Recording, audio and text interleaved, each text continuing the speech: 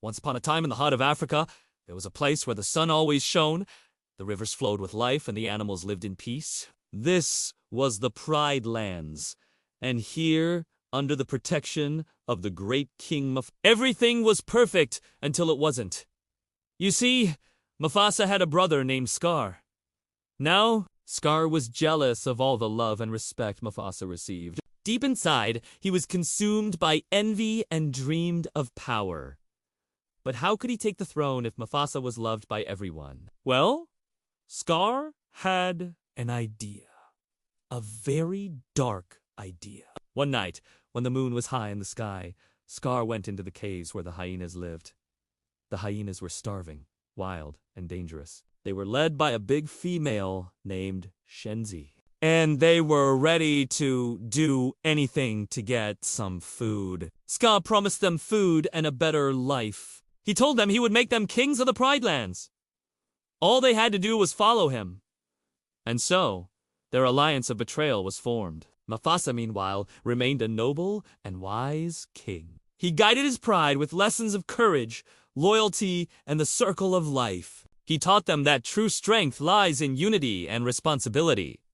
But Rafiki, the wise mandrill, saw troubling visions. He warned Mufasa of a storm rising inside his own family, a danger greater than any enemy from outside. Though Mufasa couldn't understand, he knew Rafiki was right. There was trouble in the Pride Lands, and he had to find out what it was. And at the same time, Scar was hatching his plan. He wanted to be king, but he knew he couldn't just kill Mufasa and take the throne because everyone would hate him. No, he needed to do something more clever.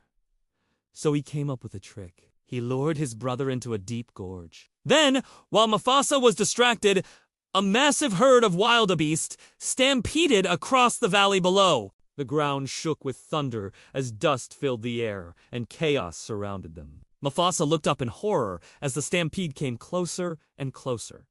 He knew he had to do something. With a mighty roar, he leaped into the raging herd, fighting with every ounce of strength to survive. He kicked and clawed at the beasts as he tried to make it to the other side of the gorge. But there was no escape. The stampede was too strong. Just when he thought all hope was lost, he saw a small opening. He struggled to get through it, but finally, he made it to the top of the cliff. He had survived. But when he turned to thank his brother for helping him, Scar stood there with a cruel smile on his face. In a cold whisper, he said, "Long live the king," and pushed Mufasa back into the stampede below.